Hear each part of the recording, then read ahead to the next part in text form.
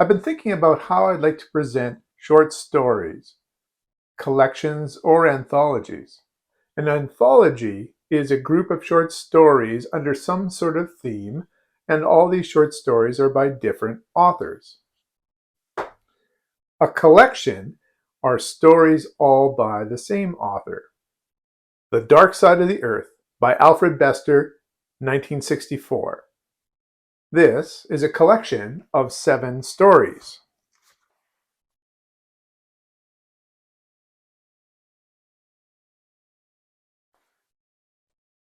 So what I think I'm going to do is I'm going to put up my rating system here.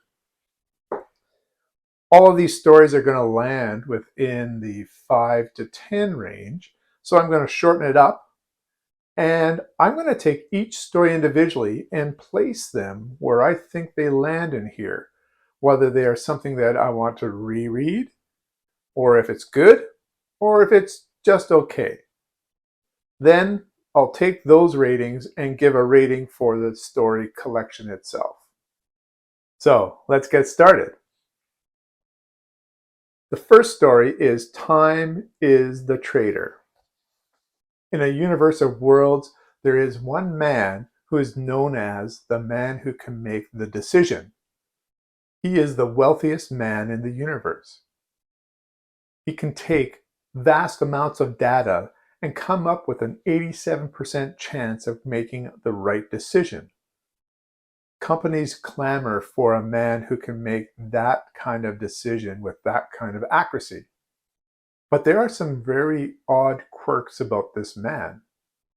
Ultimately, there is something that this man just cannot purchase.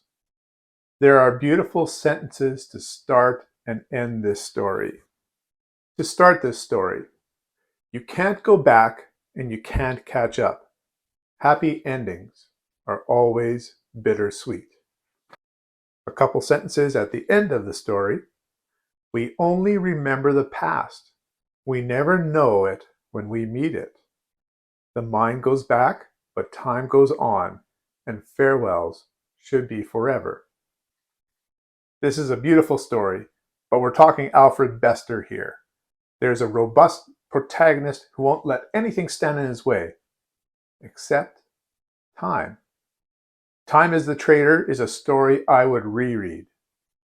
The second story is called The Men Who Murdered Mohammed. This is a story of time travel. A scientist discovers that his wife is cheating on him. Instead of doing something in the present, he decides to go back into the past and see if he can eliminate this man from ever existing. But whatever he does in the past doesn't seem to change the present. He goes to further and further extremes to see if there's ways he can change the present, and starts killing off major historical characters. His frustration grows, and with a Twilight Zone-like ending, we find out why. This is another story that I would reread. The third story is titled Out of This World. We have a man answering the phone and finding out that the caller has called the wrong number. The caller is a woman, so he engages her in flirting. Time and again, this wrong number is called. In fact, the telephone lines sometimes work in the opposite way. The man makes a call to someone and he gets the woman. They agree to meet, but no matter where they decide to meet or what time to meet, they seem to be missing each other. What is going on? This one has a very entertaining twist ending. Once again, I would say this one is a good reread. I should mention that these stories are from the 1950s and 60s. Alfred Bester writes with an edge, and this edge includes his sexist ways of referring to women. If you're familiar with some of the detective stories and movies from that era, you'll understand what I'm talking about. The fourth story is called The Pie Man. In The Pie Man, we have a man who has a particular skill of discovering patterns within the world, but he also has a compulsion to balance these patterns. This forces him into doing some very irrational things. Bester has a very avant-garde way of writing this story, and once again is very entertaining. I would say this is a good story. The fifth story is actually more of a novella called The Flowered Thunder Mug. This story is set hundreds of years into the future. The 20th century is something that they don't understand. There was a big war that wiped out much of the history. Art dealers try to collect anything from this time period, and their interpretation of what has happened in this time period is hilarious. This is a very wacky story. The people of the future take on names of people from the past. They try to shape their society around this fictional look at the 20th century. We find that there is an art thief. This art thief has been stealing items to build up an apartment that is set in the 20th century. We find that it is actually somebody from the 20th century who's looking for a little comfort in this wacky version of his world. But is there someone else from the 20th century as well? This satiric novella asks the reader to know a lot about pop culture from the 40s and 50s. In this way, it is a little bit difficult to enjoy. I would say The Flowering Thunder Mug is just an okay story. The sixth story is Will You Wait? In this story, a man seeks out the devil to sell him his soul, but it's not quite that easy. Bester is playing around with a popular trope. Once again, I would say this is an okay story.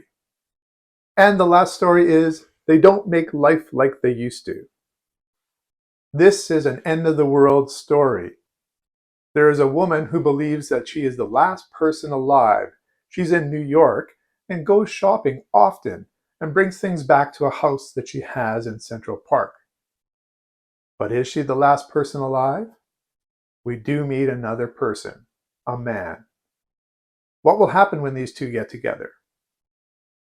This was a strange story.